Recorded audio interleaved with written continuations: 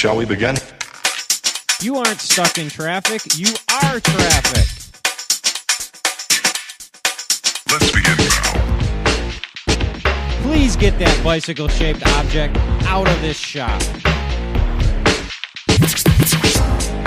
Oh no, dude. No mix and match here. Black bottoms or full-on kit.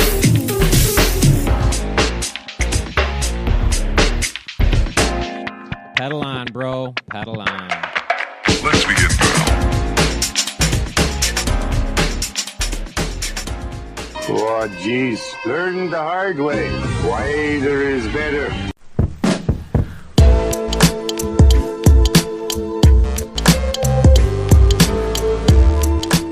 Today is Friday, January 11th, 2019. You're just downloading or listening to Bike Shop CX. Thanks for listening. Thanks for downloading, everyone. Music I'm using on today's show is once again Bijou by Philly Run.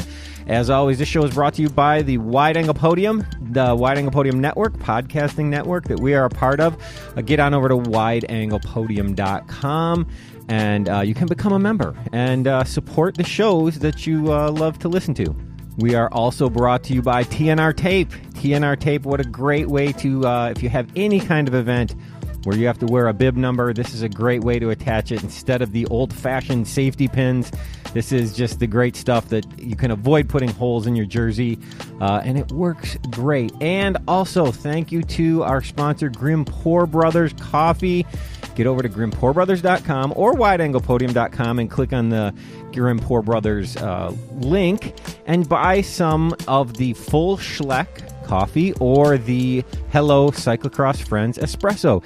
Both help support the network, both help support the show, and it's just a great way. And you get great coffee in the meantime, so all good stuff. So get on over there, get yourself some of that, and try it. I don't think you will be disappointed. Today on the show, back with Mr. David Palin as usual, and we're talking, you know, the typical, what are you working on? We're going to answer viewer questions, and we are going to talk about, as we're getting into gravel scene and more people tend to be riding a front derailleur once again after they've finished their single ring cyclocross adventures from the season. We're going to talk about some front derailleur adjustments along with that other stuff. So stay tuned for that. We'll run you through that.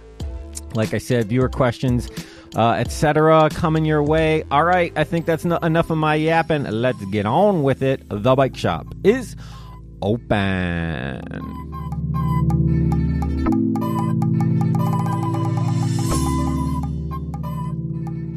All right, we are back for another edition of Bike Shop CX. With me, as always, Mr. David Palin. What's up, man? How you been?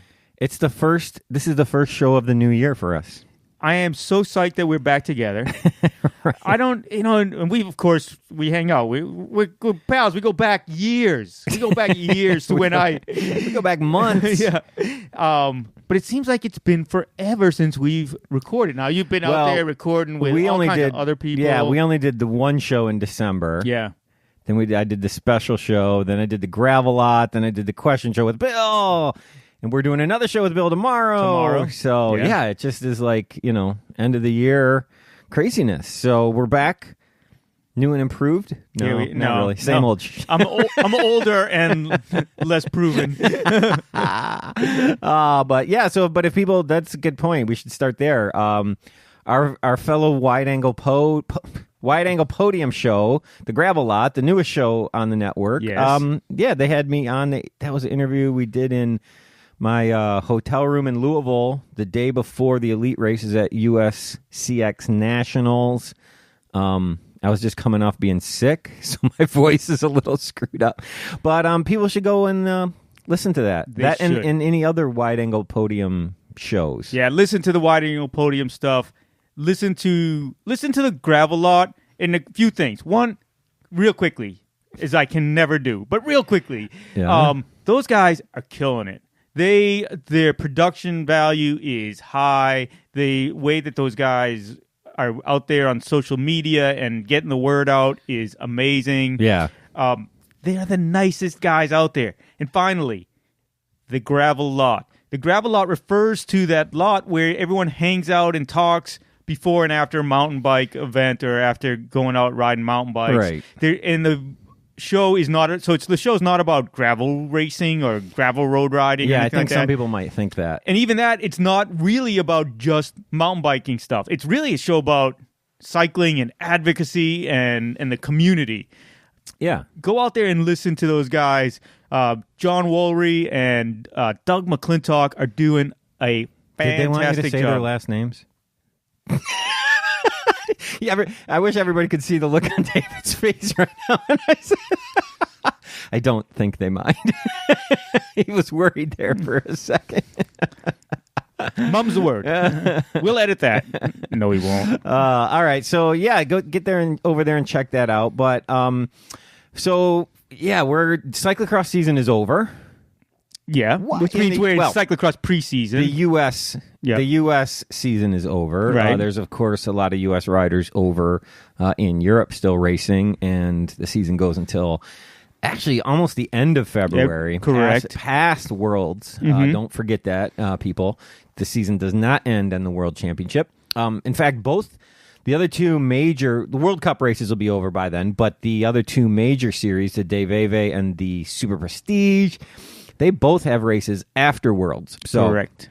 What about Perico and EKZ? I don't know. I'd have to look. Yeah. I wasn't really paying attention to those, but yeah, it's kind of a little quirky thing about cyclocross. So, all right, Mr. David Palin, we have a great show planned for today. We got, of course, viewer questions and stuff like that. But before we do any of that, Yes. what are you working on? Oh, shoot. I wish I had thought I knew that you were going to ask me that. You forgot that was That's right. gonna ask you that. No, what I'm working on now is reassembly, or no, even assembly of my... Yeah, reassembly. I'm like, what?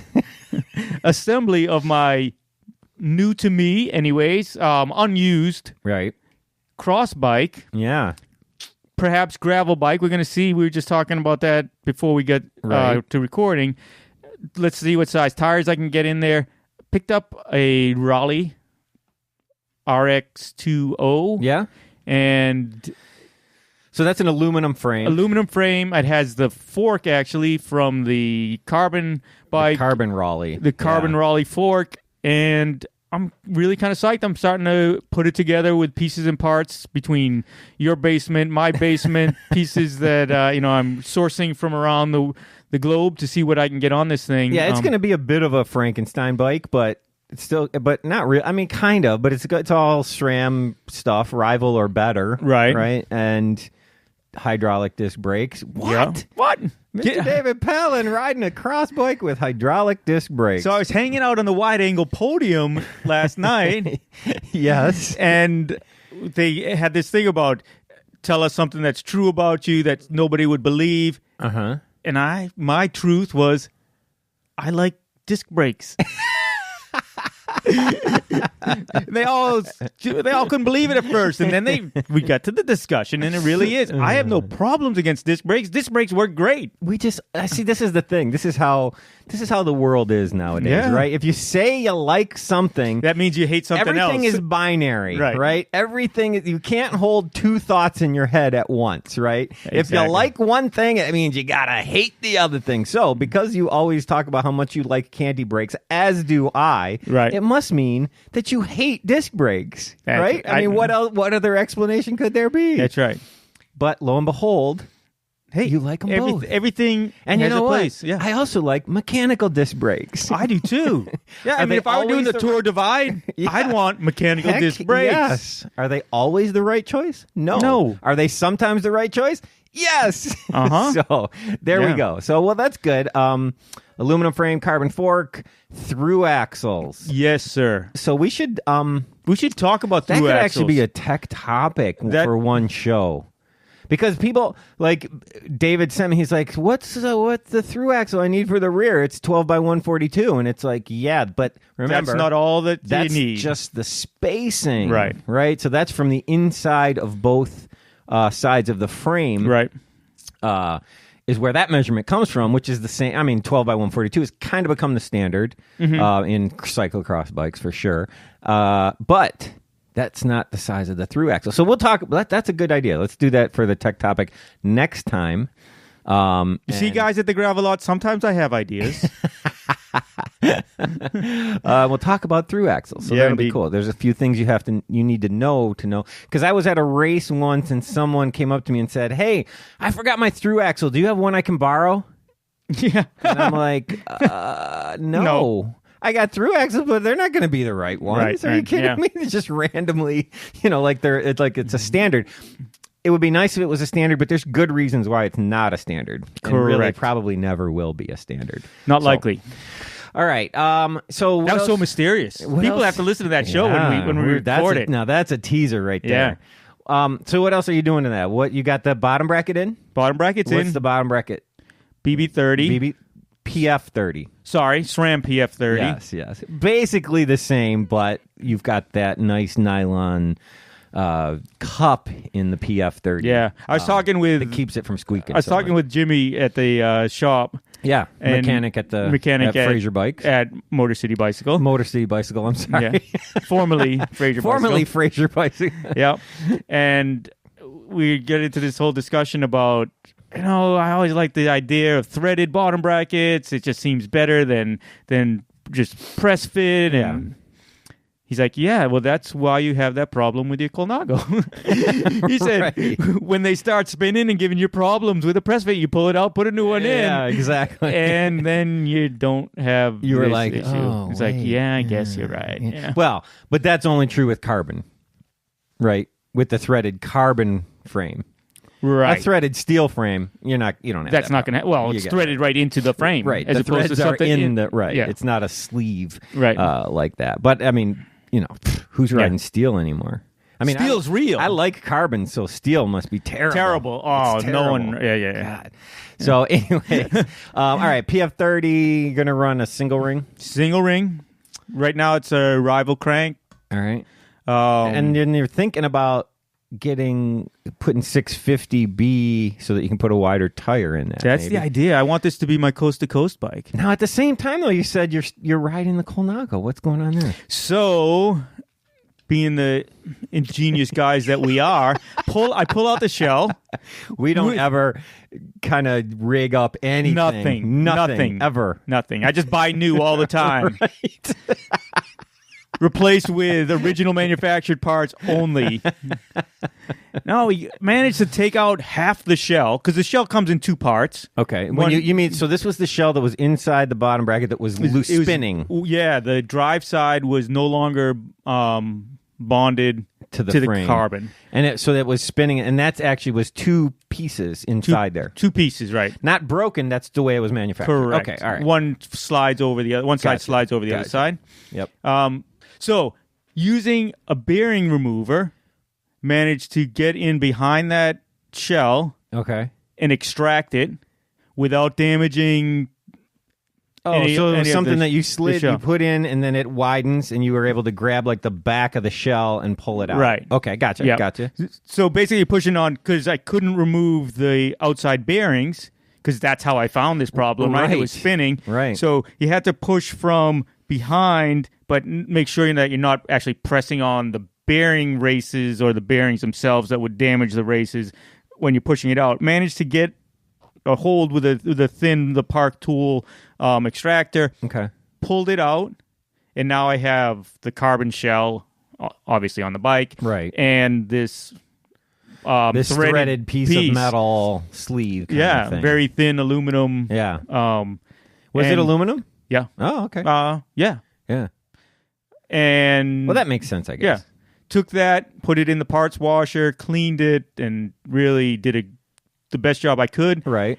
And then looking at the shell of the carbon itself, that was super clean. I was lucky there. There was no breaks or anything there. It wasn't opened or widened or ovalized. Right. Went and got some bonding compound. Okay. Slid the shell back in, almost, put a little bit on the inside of the carbon. Okay. Yeah. Yep. Slid it in, using a bearing press now to make sure that it's going in straight as you can. And because it was fit over the other half of the shell right. on the other side, I'm pretty confident that it there's only Straight. one way to go, so it's straight, right? Yeah, it's straight enough for sure. I wouldn't worry about that. And then put the bonding compound around the edge of it, around the lip, closed it up until a little bit leaked out, clean that up. Let it sit and dry. Yeah.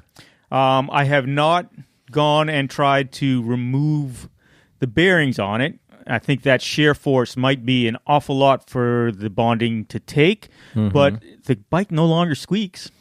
So and then you put all the crank and everything back in, and Everything riding back in. it, and it's not making any noise. No. But yeah, the real, which is great. Don't Right. get me wrong, but you're right. I think the real test is going to be when you try and take that bearing out. Right. So how is that going to come out? Part of my thinking is I might have to, at least initially, try to, if that needs service the bearing that's in it rather than trying to.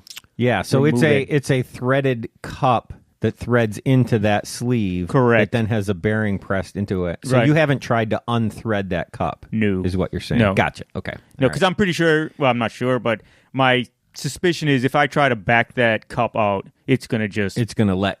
it's going to just break that bonding again. It might not. It might It not. might You might be not. surprised. Right. I would let it make sure it's good and dry. And Yeah.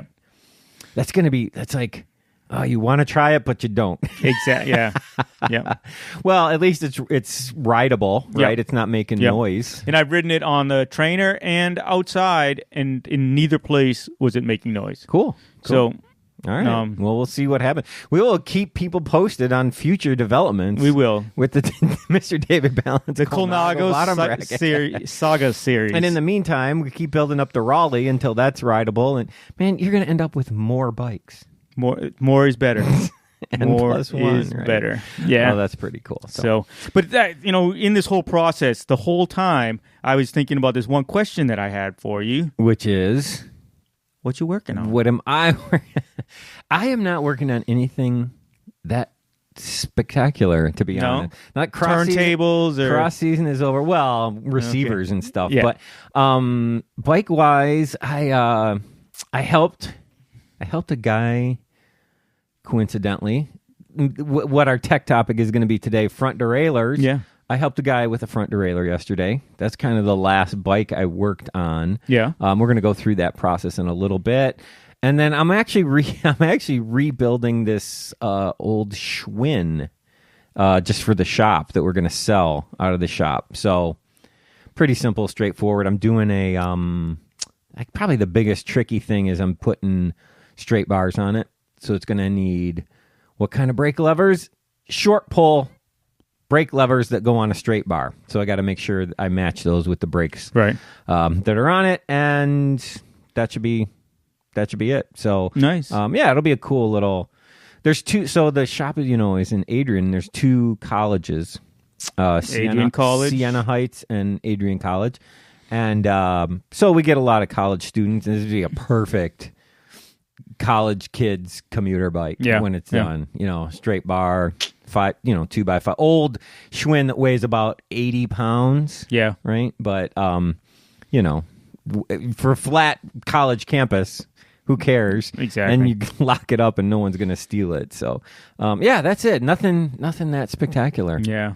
But speaking of old Schwinns, I don't know how I get from old Schwinns. Old, I guess. A guy came to the shop the other day with an old Raleigh that reminded me of an old Raleigh road bike? road bike, yeah. What color was it? White. Oh, okay. With the baby blue. I thought you were going to say red. No. Is that what yours was? That was my bike, yeah. Yeah. The one bike I sold, the one personal bike that I sold, that to this day I still I think I'm going to sell for anybody if you're local and you're going to the bike swap in April in Saline, Michigan. I think I'm going to sell some of my bikes. So if anybody's interested, 56s mostly, mostly right? 56s, a couple 55s. If you're looking for an old vintage steel bike, steel is real. I think I'm going to sell my Bianchi Limited. Yeah. And I think I'm going to sell. What made me think of it was you talking about that Raleigh. I think I'm going to sell my Raleigh Technium. Really? The road bike Technium, not the mountain bike Technium, because that was the first mountain bike I ever rode. Right, yeah. Or ever bought. Mm-hmm. So I'll keep that. But I think I might sell that road bike Technium, and I don't know. The one hanging right when maybe you go into my the shop. Austria Daimler. I have an Austria Daimler chromed Austria Daimler road bike. I might sell that too. Yeah. Maybe the DeRosa. I might put the DeRosa up for sale. Whether or not I'll get the money I want for it, I'm not giving it away, but we'll see. So if anybody's interested, maybe the Nobilette. I might sell that. Really? The Nobilette wasn't built for you, right? No, well, yeah, it's a custom one, but Yeah. it wasn't built for me. I bought Yeah. it off a guy, but it is about the seat tube is a 56. Yeah. right. Yep. So I mean, and I forget what the top tube length is. Maybe a little short, maybe Yeah. like a 55 and a half or something Yeah. like that. Something weird. For It those of you actually that fits don't me know, really nice. Or for those of you, for those that do not know, Nobilette was a local builder. I think he's in Colorado now, if I'm I not know mistaken.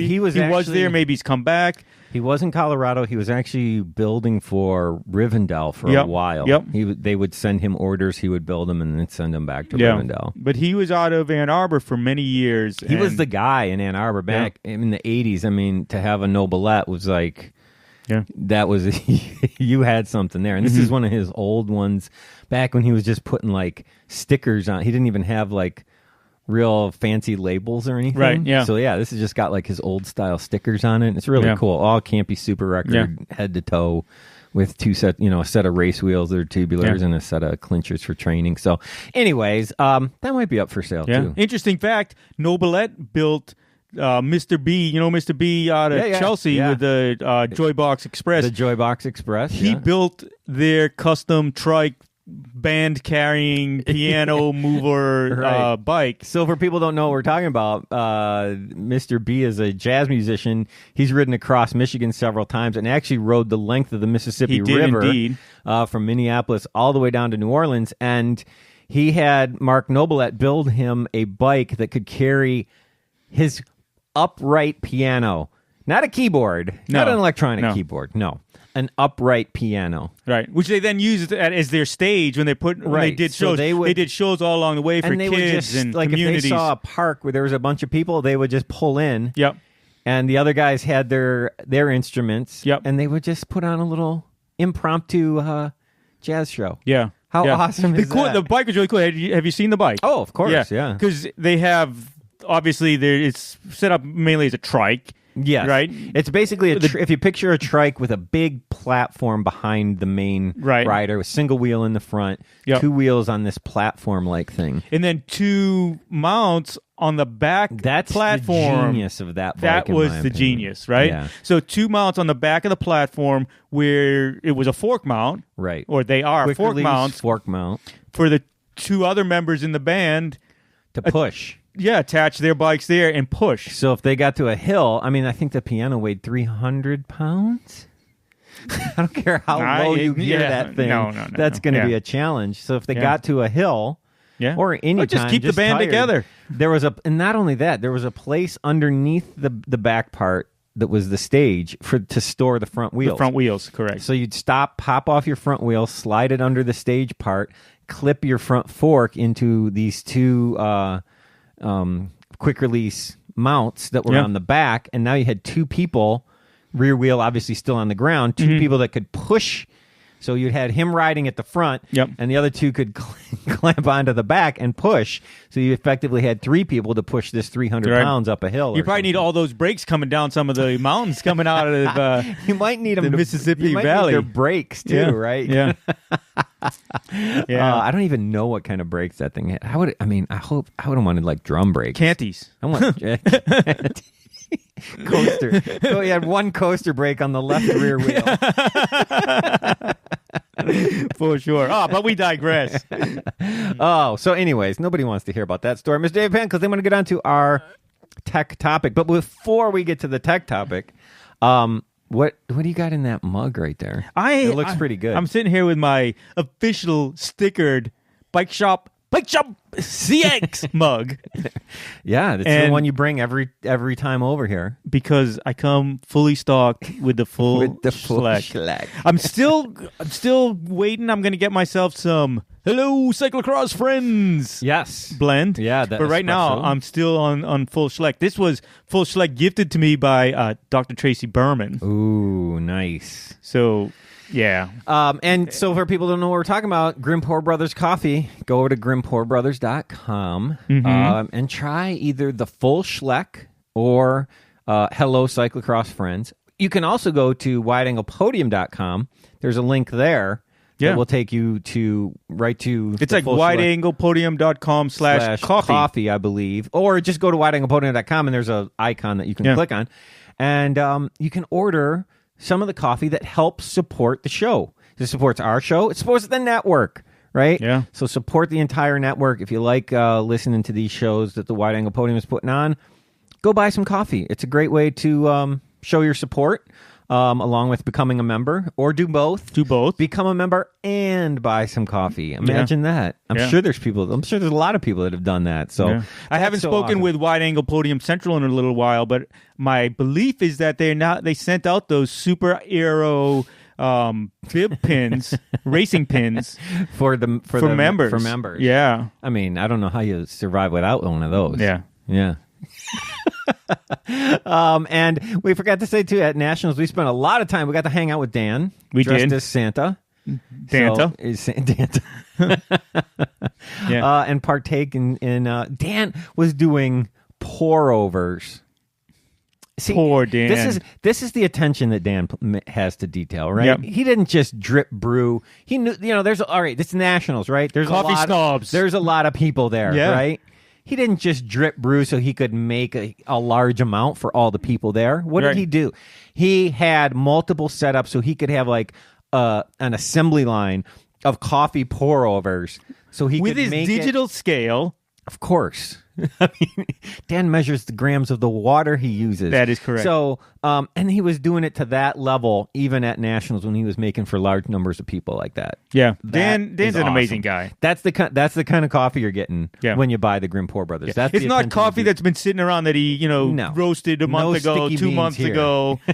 It's roasted to order. You order it and then they roast it and send it to you. They don't roast it and wait for people to order it. Right. It's roasted once you order it. So great stuff. GrimpeurBrothers.com. Get some of the full schleck or Hello Cyclocross Friends. Help us out, and we really appreciate it. Yeah, and get well soon, Dan. I know you're feeling a little bit under the weather. Oh no. Yeah, the whole family is getting kind of sick down there in Austin, but yeah, Dan's kicking it this year. He is committed to riding more and getting more out there. There we go. So support Dan. Support the people that support our sport. All right, so we're going to talk about our tech topic for the day, Mr. David Palin. Yes, sir. Cyclocross, most people in the U.S. are done racing cyclocross for the season, right? Yeah. They had their nationals. They either went or didn't go to nationals, but for most of us, we're sitting watching it on TV. But that means the good news about that is what's around the corner. There's a lot of things around the corner. Yeah. But cyclocross preseason. The 2019 preseason is just around the corner. No, actually, I do know the answer. Glen Gravel Ramble is around the corner, right? Yeah, gravel riding in general is going to be around the corner. So one of the things that most gravel bikes, or many gravel bikes have that cross bikes do not, is a front derailleur. A front derailleur. So now, don't get me wrong. I know there's plenty of people still racing double rings in cyclocross. Yeah. Right? Yeah. I don't think that's a bad thing. I'm a fan of double rings, right? I also like single rings sometimes. You mean you can't? It's not binary? I have two Focus CX mares, right? Yeah. One is a single, one is a double. There you go. Right? But I think in general, a double ring on a gravel bike makes more sense because you're going longer distances over varying terrain. You're going to be hill. It's just like a road. It's basically a road ride, right? Is. I mean, so you're going to want more gear choices, potentially. Not that you can't do it with a single ring. I rode 300 miles on the road with my single ring, right? And I did it. It's not impossible. But how many months? What, in one weekend? 10 miles a day for a month. But I think in general, most gravel bikes, or many gravel bikes, are running a front derailleur with a double ring. So we want to just talk about front derailleur adjustment. Mm-hmm. Let's make sure that thing is working properly before we. And I know I have some questions for you on this. Oh, okay. I've got some questions that I think other people will relate to, and I'll ask the questions so you all, our viewers, aren't embarrassed. Because so you don't have to. That's right. Yeah, I'll ask the embarrassing questions. I will, because I know. All right. So basically, there's four things we're going to be looking at front derailleur wise. All right. Front derailleur. Height. Mm-hmm. The alignment. Yes. Whether, how is it turned on the wherever it's mounted to. Right. Generally the seat post. Limit screws. But not always. Limit screws. Right. And indexing. Right? Correct. Yep. So those are the 4 major things. And for some reason, front derailleurs are always like this mystery to people, right? A lot of people can adjust a rear derailleur just fine. They get that. For some reason, it intuitively makes sense. But when you get to the front derailleur, it throws people for a loop sometimes. I think it's partly because the front derailleur, I always think of the front derailleur as way more primitive than the rear derailleur, right? The rear derailleur is, you see these mechanic things doing stuff, everything. Yeah. And then the front derailleur is basically throwing the chain, right? From ring to ring. And that's all it does, is it knocks the chain off and pushes the chain up. And that's it. All right, let's start with height, okay?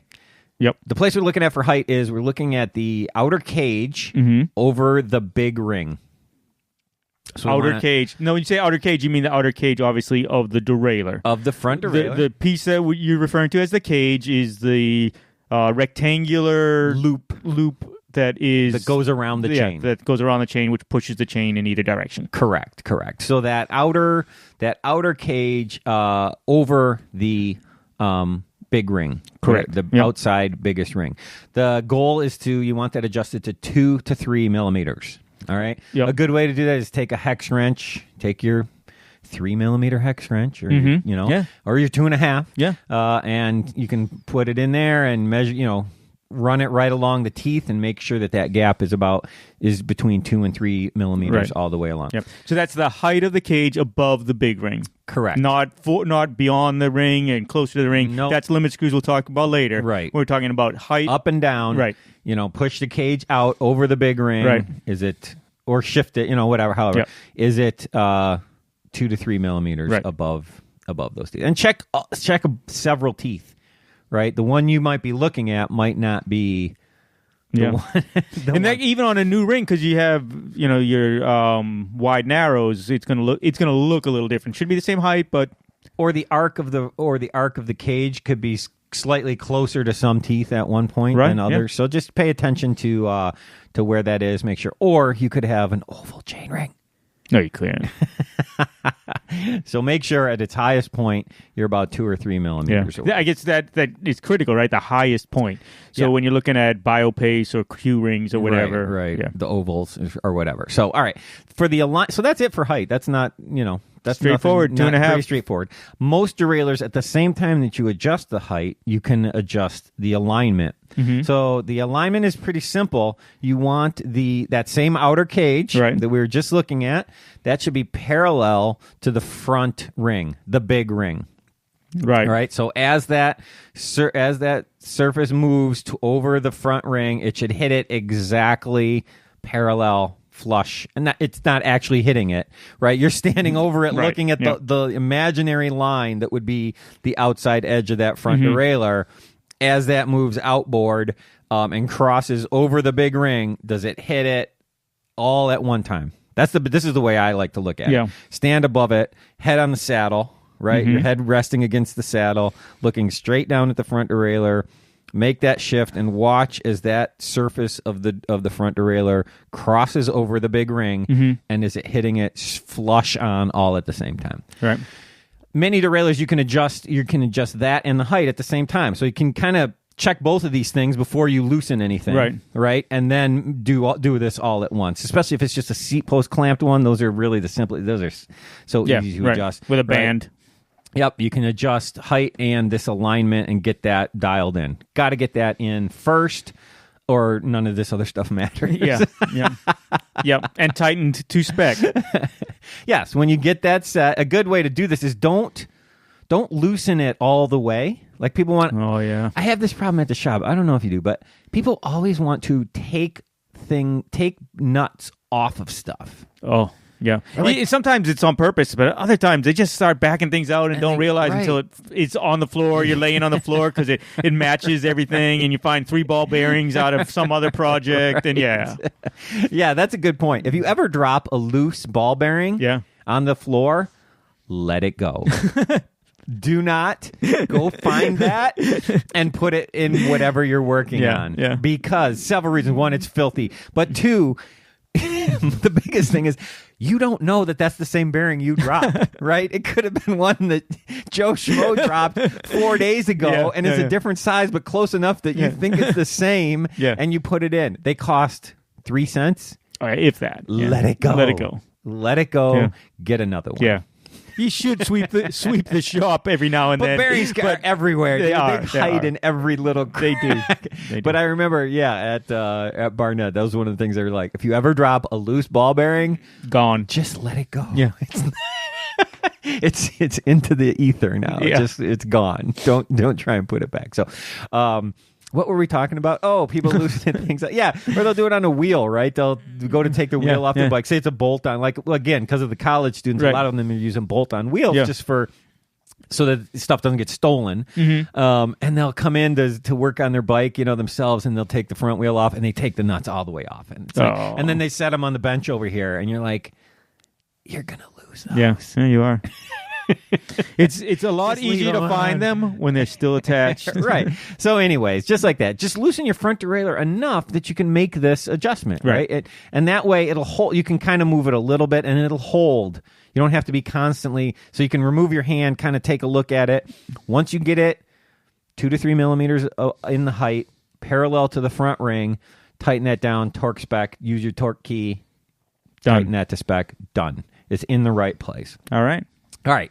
So next is limit screws. So the goal with the limit screws is, one, we want to have small gaps between the inside of that cage that we've just been talking about and the chain, right? We want those gaps to be at the limits. We want them to be as small as possible so that we're not getting the chain we're not throwing the chain either inboard or outboard. Okay. Yep. Right. The second goal is we don't want the chain to rub. We don't want the gaps to be so small that we're getting chain rub. That's the thing. Third thing we want is, not that these are in any order, but we also want good shifting. Right. So ultimately, that's why we're doing this, right? But we can have the other two. We can have small gaps with no rub, but crappy shifting. Right. So we got to make sure we get all three of those. All right. So we're going to start with the front derailleur. We start with the low limit screw. Okay, here's my question. Yes. This is the question that everyone's asking. All right. High, low. High in position, high gear, low gear. Well, especially in the rear cassette. That's just madness. But in the front, it makes sense. The low gear is the small one, right? Okay. Yeah. And the high gear is the big one. So it's not as confusing, but I know what you're saying. Okay. We'll definitely find ways to clarify that, because we will be talking about as you adjust your front derailleur, especially limit screws, you want to put your chain on certain spots in the rear to see what the adjustment, because that affects how the chain travels through the front derailleur cage. Coming back to that chain rub, especially for rub, right? Exactly. So, in fact, that's where we are right now. All right. So we're going to start with the low limit screw, which is the smallest ring, which is the most inboard ring. Right. We want the chain to be on that ring, and then we want the chain to be on the rear wheel. We want it to be in the lowest gear, which is the one with the most teeth. Right? Lowest is biggest. That is closest in the back. to the spokes. Right. All the way inboard. Right. When the chain is in this position, this is the farthest inboard the chain can be. Correct. Okay. There can't get any closer to the center line of the bike than it is at that point, no matter what else happens.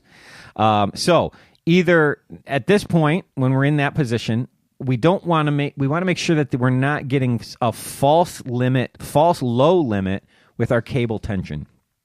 Oh, right? Yeah. If our cable tension is too high at this point, it can be acting as the limit screw, right? And we don't want that. So either go up to your tension barrel adjuster on your shifter.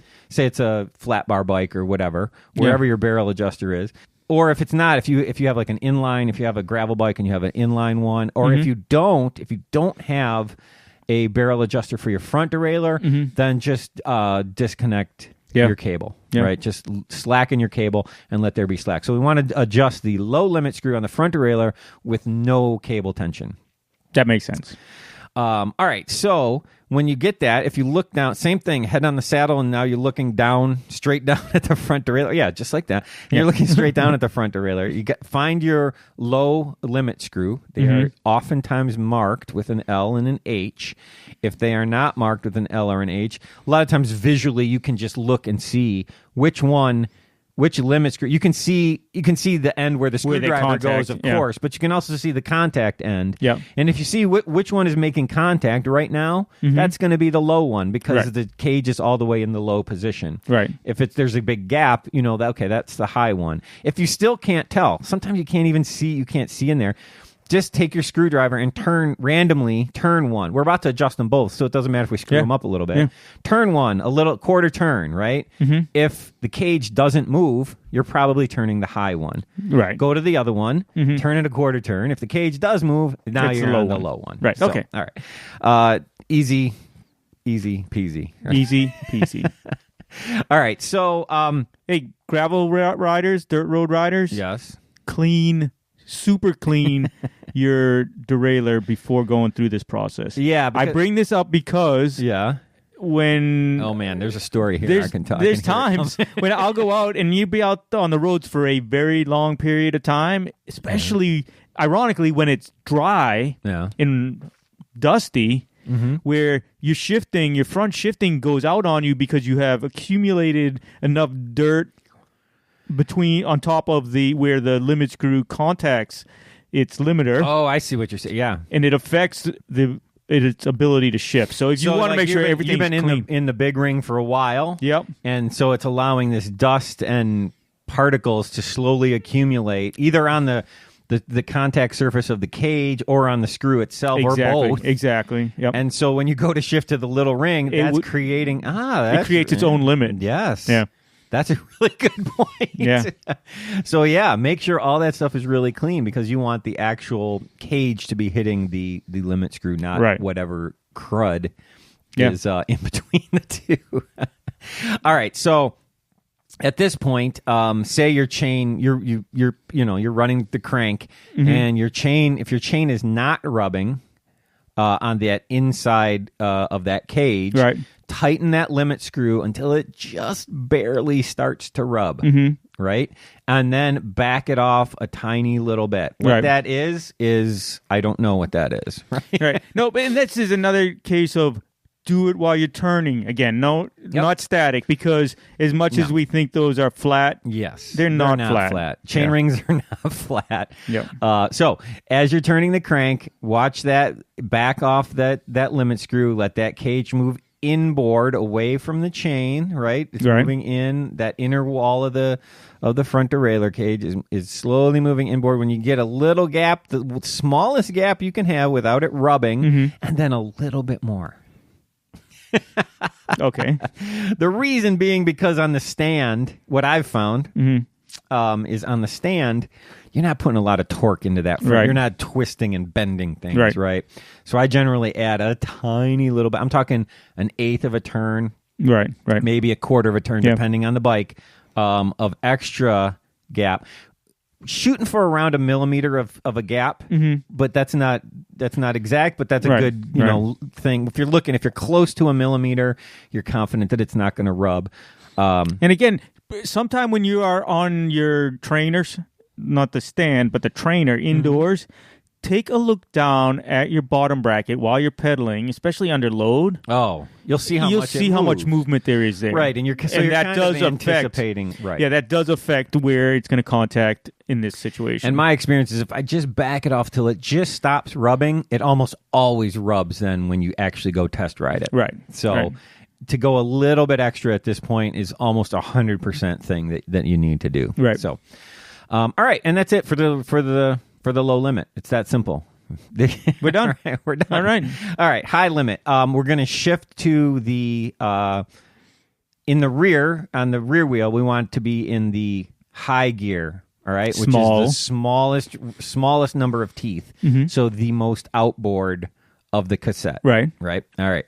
And then we want to, assuming if we had to disconnect our cable, just reconnect your cable, right? Don't pull tons of tension on it. Just kind of calmly put it on so that it still will shift. and then, tighten your cable and then shift up to the big ring. All right. Okay. If it won't shift up to the big ring, it's just that your cable is a couple things. One, your cable is just still way too slack. Right. Even if you didn't disconnect it, this could still be the case, right? If you just backed off. So you're going to need more cable tension. Or the other thing it could be is the limit screw. The high limit screw. It could be way too tight, right? And already blocking the cage from getting over there. So if it is, at this point, back your high limit way back, right? Yep. Three, 4 good turns, right? So now that's out of the way. Yeah. Visualize it. Here's another case where you do not want to back it all the way out until removing it comes out. Right. No. Yeah, you just want it to be nice and way back so that it's not inhibiting that cage travel at all. Okay. So when you get to that point, got enough cable tension that the cage travels above the high ring. Push on your lever. Push on your shift lever, and the reason why the H limit, and this is usually with the part that a lot of people have trouble with. The reason why the H limit is tricky is because we've got the spring of the front derailleur constantly working against us, or it's constantly pulling the cage back away from what we're trying to measure. So to counteract that, if you push on the lever and hold it... Right. Because it basically, when you shift, it goes beyond and comes back. Exactly. So if you push and hold it, you will then be holding the cage at up its against limit. the limit screw. Right. Not just wherever. Right. Not just a random index shift. You'll be actually pushing it all the way to the limit screw, and this is how we can see what the actual gap is to the limit screw. Okay? So push on your lever and hold it, and then and look at the gap, right? If it should be large because you backed it out. Right. Right? But don't try and adjust the limit screw while you're holding the shifter. No, right? never adjust any of the screws with pressure against them. You're putting unnecessary pressure. So release your lever, tighten your limit screw a little bit. Yep. Redo the lever and hold it and look at the gap. Release, tighten, keep going, back and forth, till you shrink that gap to about 1 millimeter. From the outside of the chain, from outboard on the chain. While you're holding it. Right. So when you hold it, is that gap from the outside of the chain to the this is confusing, to the inside of the outer part of the front derailleur. Right. All right. So you're shooting for 1 millimeter gap there. So you just keep doing that until you get that to about 1 millimeter. And that's it for limit screws. So it should be 1 millimeter at the flexed or when you release? When it's pushed, when the lever is pressed. Really? Yeah. Now how much will it come back when you release? It will come back, but that we're going to mess with that with the indexing. All right.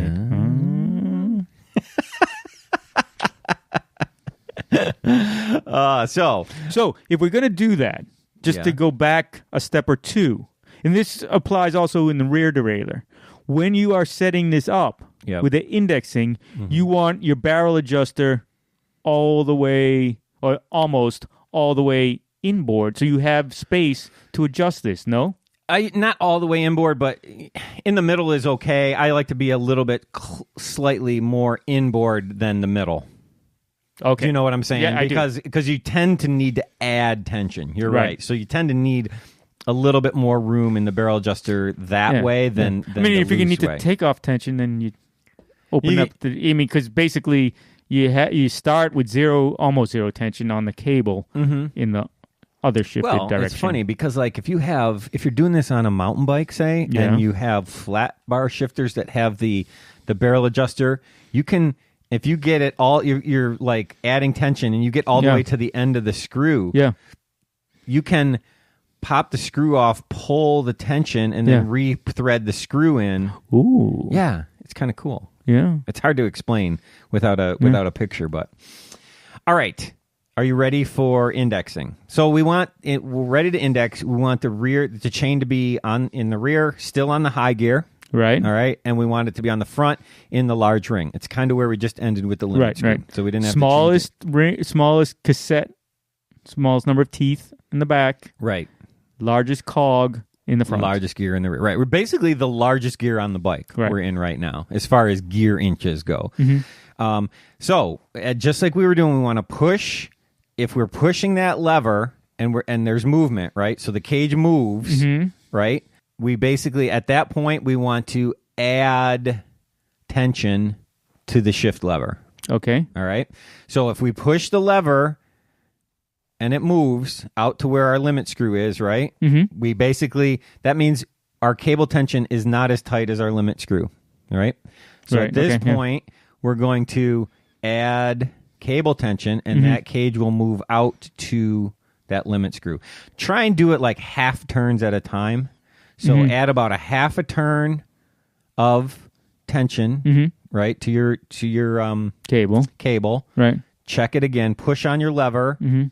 If it's still moving, right, add another half turn until there's just a tiny little bit of movement. Right. Now we know our cable tension is actually is going right to where our limit screw is. Right. And that's it. Right.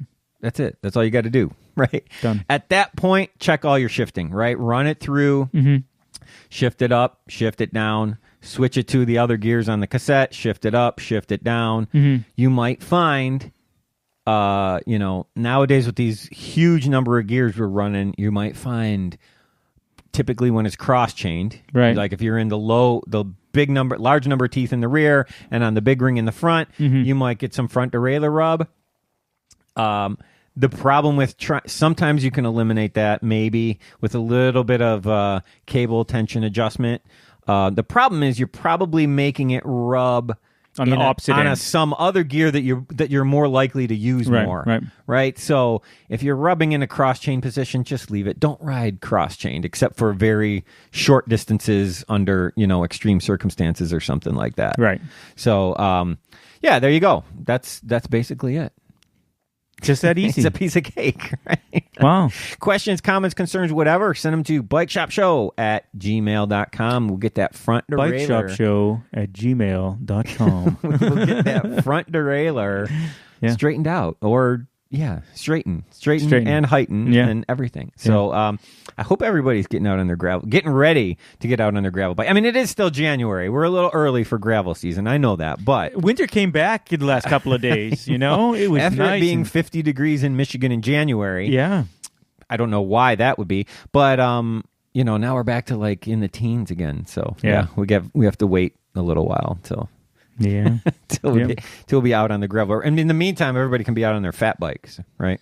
Yeah, fat bikes are a thing here in the Midwest. Imagine that. Yeah. Was there a fat bike Nats this year or no? I don't even know. Yeah. I'm not so sure. I know they were talking about canceling it, but I don't know what the ultimate... All right, Mr. David Palin, we've got some viewer emails that we're going to cover. But before we do that... Yes, sir. Cross season is over, but you might have other events where you might be wearing a number that you want to stay on, and not have to stick yourself with pins. Correct. You never want to stick yourself with pins, by the way.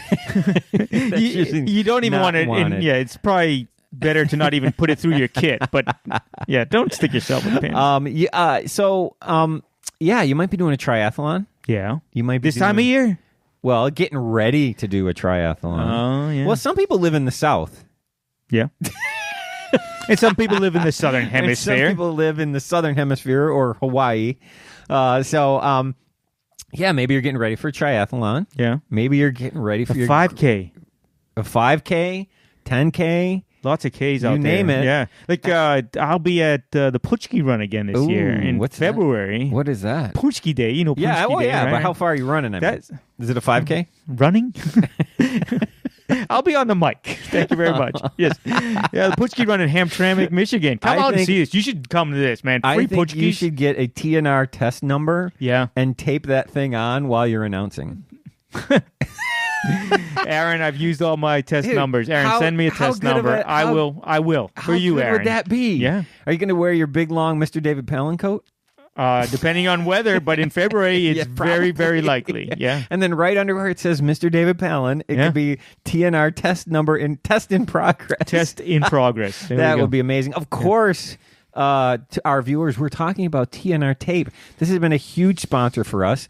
We love TNR tape.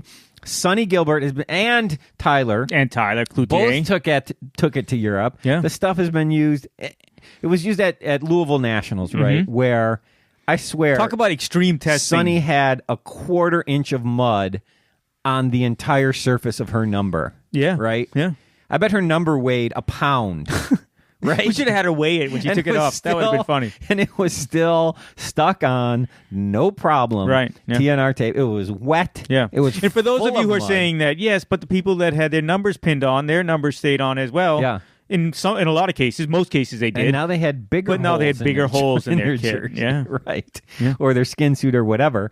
Took that thing off and there was a clean patch on her back where that number had been. Yeah. So took it over to Europe, used it over there. European tested, World Cup tested. Yeah. I mean, Tyler's still over there using it. Yeah. In Belgium and everything over there. So just awesome stuff. We love our TNR tape. Get over to tnrtape.com. Order yourself some for your event, whatever you. I think I saw one of our viewers was doing some walking or running 5K, thing. yeah. And, Try Russell down there. Yeah. That's who it was, and was using it for that. Yep. Amazing. Yeah. Amazing. So, tnrtape.com. Huge sponsor. We love those guys, and just getting ready for next cross season too. Right. That's going to be coming up too. So, And again, as we talk about with Dan from Grimpeur Brothers, these guys have day jobs. They're not doing this about making themselves rich and building huge companies.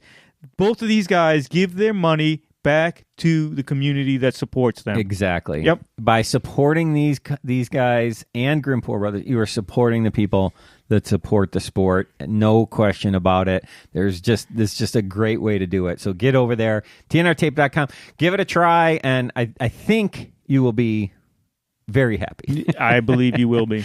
All right. Well, let's get on to viewer questions, Mr. David Palin. Yes, sir. Where do you want to start? Let's start at the beginning. Let's start at the beginning. Okay. That would be, do you want to read the first one? Yeah. Oh, I had it right up here, and now I just lost it. All right, this is from John from Asheville, North Carolina. I'll just read it myself, all right? He says, you go ahead and read it. He says, "Good day, gentlemen. Insert your favorite salutations here." We like that, John. But we also like when people, take a risk to see if we're going to make fun of them. We don't make fun. John's playing it safe. We make fun with. No, that's a good one, John. John says, "I did it. I took your wheel building challenge. I built 2 sets of tubular wheels for my wife and I just in time for next year's cyclocross season." Perfect, John. Terrific. He said, "I had a slow start, but took a wheel building class at my wife's suggestion with Jenny Callista. She operates Appalachian Bike Institute, ABI, in Asheville, North Carolina. So giving them a plug. If people are in that area and they want to take the wheel building challenge, sounds like this is a good place to do it." Yeah. He says, John goes on saying, "It was money well spent. My question is about gluing up the tires. I've listened to your episode with Mark Legg a number of times, and I feel comfortable with the technique. I would like your opinion on if I should glue the tires now or wait until August of next year, closer to the beginning of the season. I'm unsure about the longevity of the glue, even if the wheels won't be ridden until next season. We ride our cross bikes year-round, but use a different wheel set in the off-season. That's a good plan. I would appreciate any of your advice and vast experience on all things cyclocross. I look forward to new episodes each month, and have never thought previous episodes have been too long." Hey! All right, good, because I think we're running along this time too, John. No, we're looking at I guess some people don't know to use their pause button. That's what we say, John. Yes, John. Thank you. Yeah. Thank you. Or the 1.2 speed. Right. Yeah, that's Dave. David just listened to it on 1.2. Keep on entertaining and informing the cyclocross masses. Again, this is John from Asheville, North Carolina, and John is a WAP member. Thank you, John. Thank you for your support. All right, John. Thank you for your question. If you are not going to be riding these wheels, if they're going to be quote unquote race wheels, wait until August.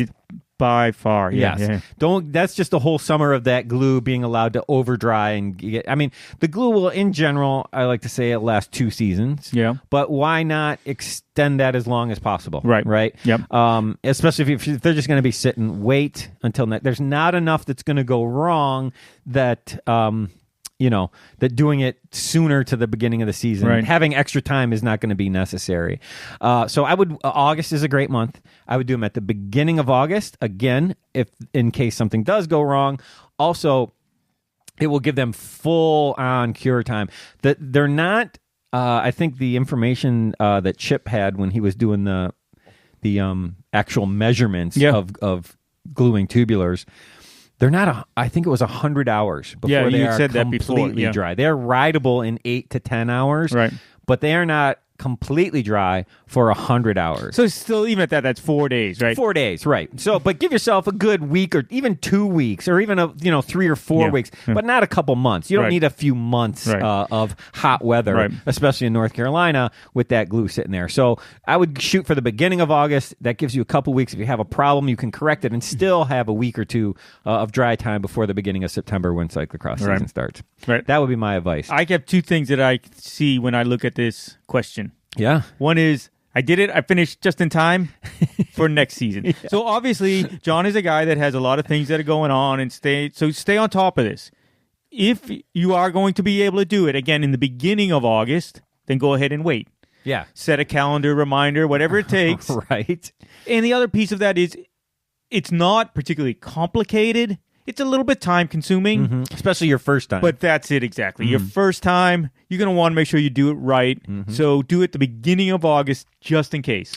Or maybe plan it so that you know that there's one episode of Bike Shop CX in between when you need to have them done. So you can email us a question and be like, all right, I'm like, what do I need to do here? Yeah. As a WAP member, you get special access. All right, John, hope that, thank you so much for the question. I think John sent us this past the last show and I missed it. Oh, 'Cause I think it was John. He resent it. Yeah. We're sorry about that, John. Sorry, John. But we got in because that was a really good question. It's a great all right, question, Mr. David Palin. Yeah. This one, read the next one from not John. No. Johnny. Hit us. All right. Hi, Mr. Scotty D and Mr. David P. There you go. Yeah. After listening to one of your shows last year, Don't Quiz Me on the Show title, about setting up tubeless wheels for CX, I decided to go for it this year. Well done. Good idea, yeah. I use DT Swiss tubeless ready wheels. Great choice. Yep. And Clement tubeless ready tires. Again, Also great good choice. Having never used tubeless before, I was interested to see how much of a hassle it would be. I had both tires on in 15 minutes using only a floor pump. It was surprisingly easy.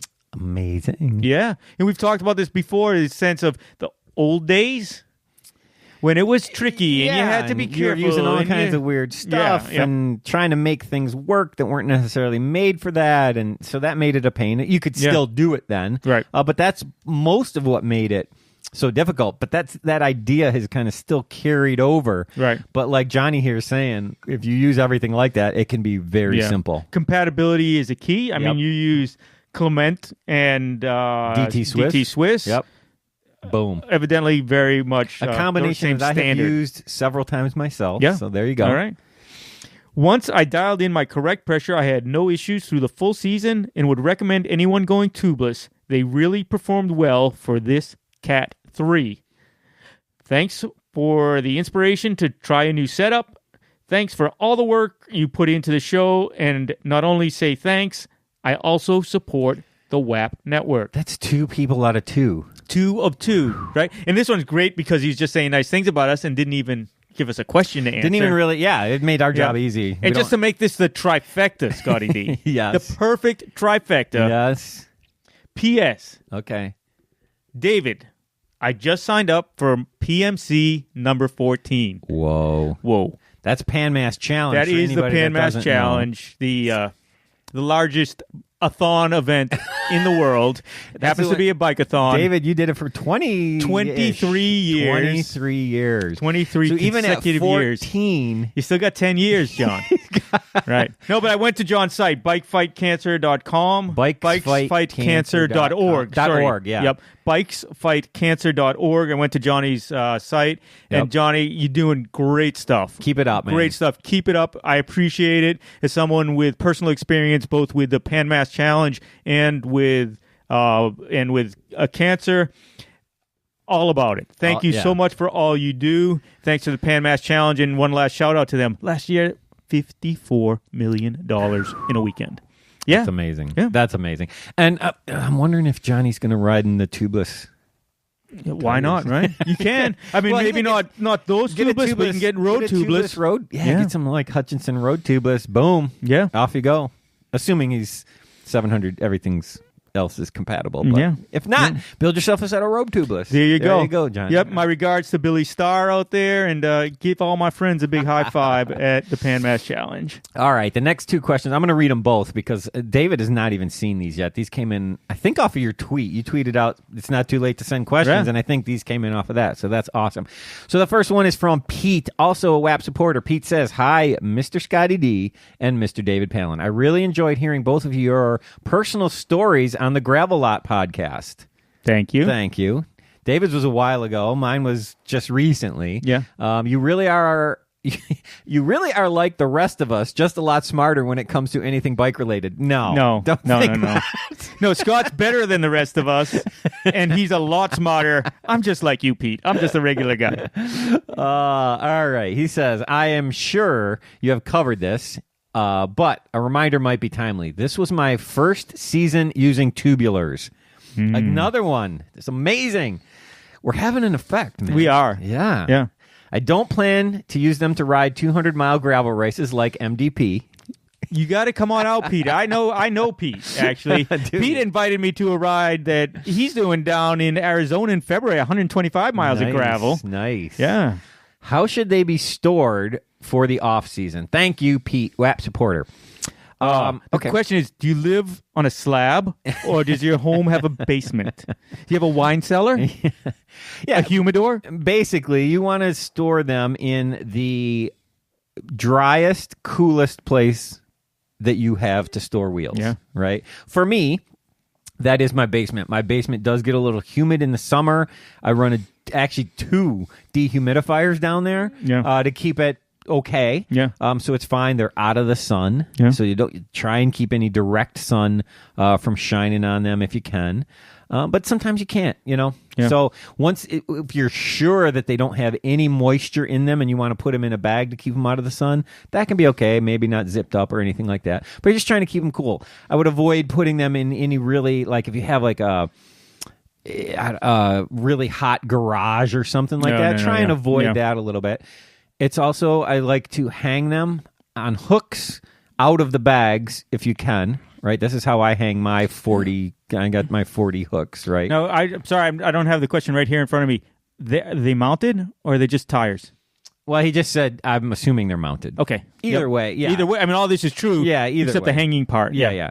Well, so so hang, by the rim, hook under the rim. Mm-hmm. And the other thing is try, and this is true about whether they're mounted or not, try and keep a little bit of air in them at all times. Yes. Right? Don't let that latex, if they're challenged, don't let that latex tube compress against itself and sit with any kind of weight on it, even just the weight of the tire or the wheel. Mm-hmm. If you have to store them on the ground, then really make sure for sure. Yeah. you put a little. And the best way to do this, Mr. David Palin, is these things lose air. Tubulars lose air. All tubes, any tires, any will lose tubes, air. tires, whatever, going to lose air. Tubulars seem to be a little bit more susceptible. Set a calendar reminder. Yeah, this is the best way to do it. Yeah, John Card, Ohio state champion on the road, and what's he been, 3rd in his age group at Cross Nationals. Yeah, he told me that's what he does. He's like, I just got to do it. He's like, and I'll be honest with you, sometimes that monthly reminder goes off, and I go, oh man, I don't want to go do this. Yeah. He's like, but I just forced myself to go down there and reinflate all my tires during the off season to make sure that they keep air in them, because I don't want to be buying so many tubular tires. So keeping air in them is key. Don't inflate them to the max. Don't go up to 60 or something with them. Nice 40 is fine. 30, something like that, and let them sit. That way they'll last a month. Whatever it takes. 11 and a half. not enough. You don't need them at riding pressure, but whatever it takes to make them last about a month, and then just stay on that and make sure. If you have a little handheld compressor, that makes Even that job, better, yeah. depending on how many you have. If you only got 2 or 4 or something like that, it doesn't take that much time. So there you go, Pete. Hope that helped. Did you have anything to add to that, Mr. David Palin? Now, I hope to see you in February. Unfortunately, the travel schedule doesn't look like it's likely.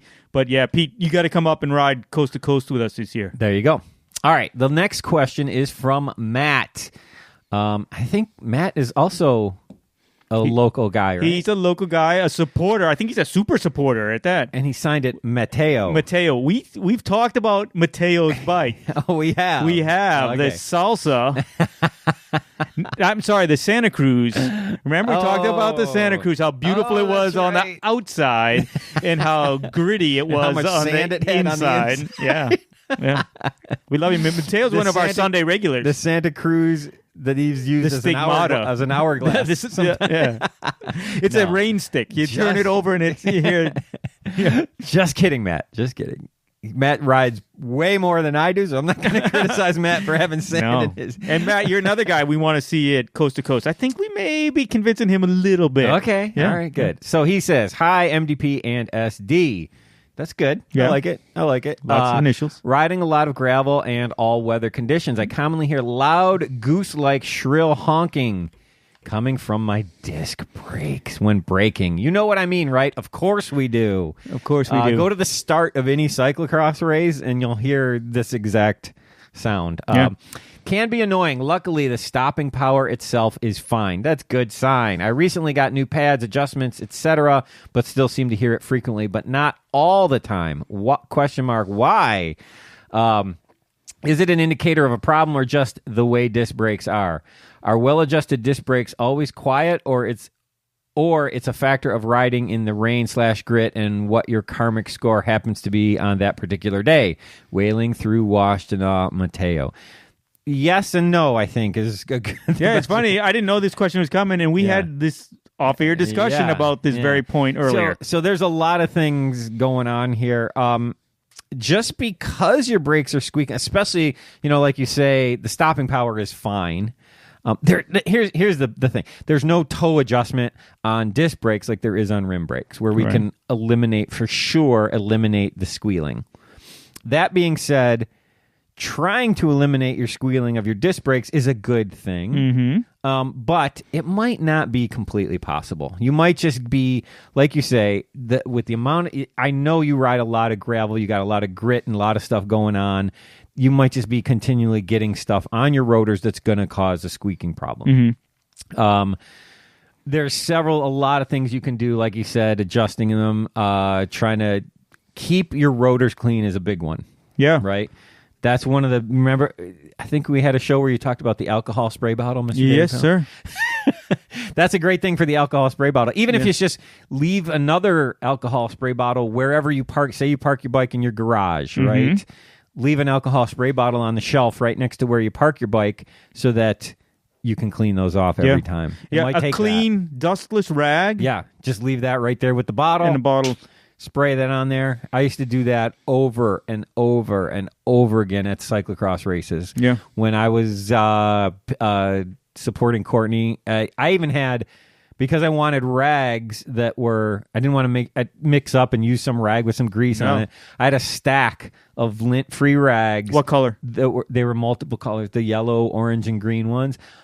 And they were just for brake rotors. And I don't say that jokingly, because if you have a rag that is going to be, right? Yeah. If I know my yellow rags are only for touching brakes. That's I a good don't idea. let them get grease on them. Yeah. And conversely, I'm not going to use anything that's not yellow to touch my brakes. So, yeah, that's a good idea. Yellow's one example. You choose your color. Green would be fine. Green is go. Go is good. Green is grip. Grip is good for brakes.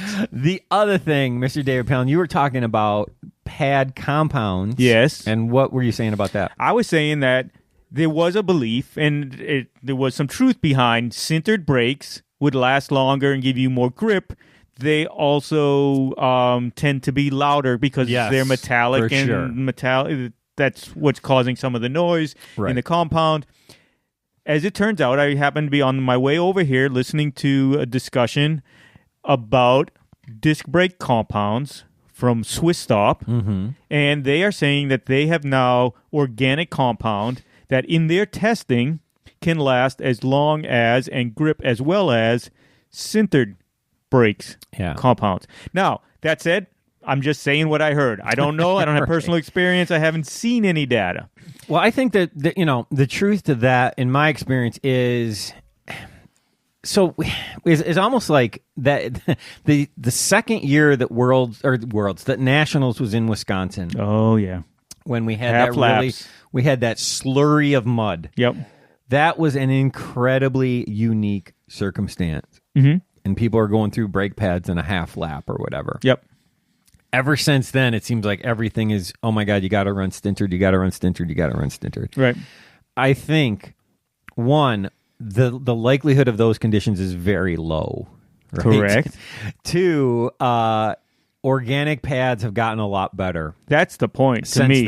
Since that. I mean, this was 7 years ago? Yeah, if I remember correctly, it was like the second, maybe third year where disc brakes were really kind of starting to make inroads. Maybe half the field had discs, the other half was still running. Yeah, and that was only like the high end, if it's I remember, right? It was the sponsored guys at that point. So, so I think I always encourage people to go back, go back to organic pads, man. Yep. You don't necessarily need stintered; they're quieter. I think. Organic are quieter. You're quieter. I think you even get a little bit better braking from the organic pads. And you just, like I said, they're quieter, and you're not going to, the chances that you run into that situation are low. If you are racing a lot, keep a set of sintered pads in your bag. Yeah. Right. And we talked about this, I think, on our last show as well.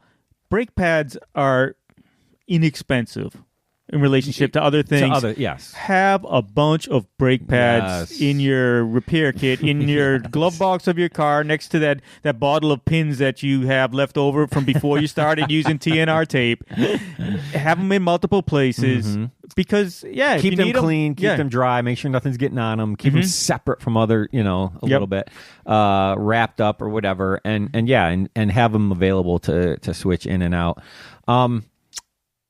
Yes, sir. Oh, the other thing that affects this is a topic we just talked about not that long ago is bedding in your brakes. This was point 2 of the discussion. Tell us. This gentleman, his name is Christian from Swiss Stop, former Swiss national champion in cyclocross multiple times. What does he know? What does he know? Right? He works for the company that makes these things. He's national champion. He mentions that on bikes that were not properly bedded in, the brakes were not properly bedded in, they saw that they could use up the brakes. The brakes would be worn in 200K, so about 120 miles. On bikes that have proper bedding in procedures, closer to 2,000 kilometers. 10 times. A tenfold increase just by the simple, straightforward, if not simple, process of correctly bedding in your brakes. We've said it before. It's important. Yeah. It will help them be quiet. Yep. And obviously will help with the performance and their longevity. Yep. There you go. Yep. So try all that stuff there, Matt, and see, I mean, I don't know, you may have bedded those in just fine, and still, this is the thing, you can do all this stuff, and they still might occasionally squeak. Yeah. And there's not much you can do about it. Yeah, and especially, and I really wouldn't worry about it because he's saying the stopping power is fine. Yeah. If that's the case, that's the most important thing. And just, the other thing is, think of the loudest song that you enjoy. Put that song in your head, and when you squeeze the brake, sing that song to yourself. Is that what you do? Well, I don't have this problem. I don't have brakes. You will. I will. I will. The other way to keep your brakes silent, Zwift. Yeah, don't ride. Yeah, right. Then they'll never make any noise. All right, Matt. Thank you so much for the question. I hope we answered that. If you have anything else you want to follow up, send the questions to bikeshopshow@gmail.com. Bikeshopshow@gmail.com. There you go. So, well, that is all we have for questions today, Mr. David. Wow. That was pretty good, though. Those are 4 really good questions. I really liked all those. Thank you, everybody, for that sent in questions for us this time. We will, if you have more questions, again, send them to bikeshopshow@gmail.com. Bikeshopshow@gmail.com. And we'll get to those next time or as soon as we can. And Mr. David Palin, if people want to get in touch with you, what's the best way to do it? Check me out on the Instagram and on Twitter at Mr. David Palin. And you can get me, Scott Diedenbach, at BikeShopCX on both Twitter and on Instagram. Or you can follow me, my non-cycling Instagram account, Scott Not Bikes, if you're interested in vinyl. I got a lot of interesting stuff in there. He really does. Scott's Not Bikes. Scott Not Bikes. And also, Mr. David Palin, Yes, I sir. think if everything goes as planned, we're going to be recording a TDD TIE tomorrow. Yeah. So With if Bill you are listening to Shiken. us now, call in, except it's going to be too late because Hopefully chances this show will be up. I don't know. We'll see. Yeah. It's going to be close. But if you haven't listened to that show, get on over there and listen to that, where we talk more about racing and the pro scene and what's going on. I think we're going to talk about it's getting close to Worlds. It is. It's getting a little exciting. Yeah. So, all right, Mr. David Palin, I think that'll do it. I will talk to you next time. Yes, and with that, the bike shop, she's closed. Yikes.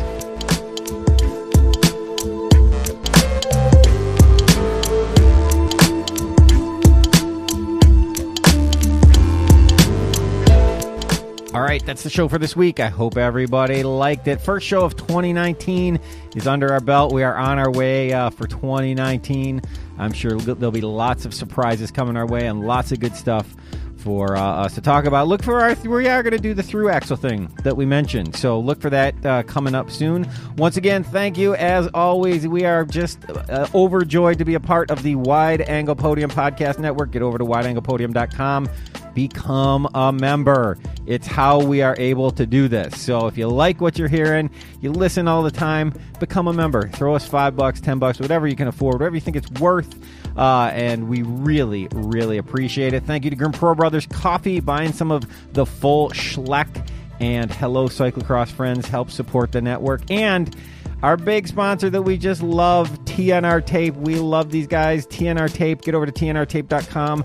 If you're looking for a number adhering solution besides the old safety pins, it's a great way to go. I know you guys all have lots of events coming up between now and the next cyclocross season that you will use and enjoy this stuff for. So check it out, tnrtape.com.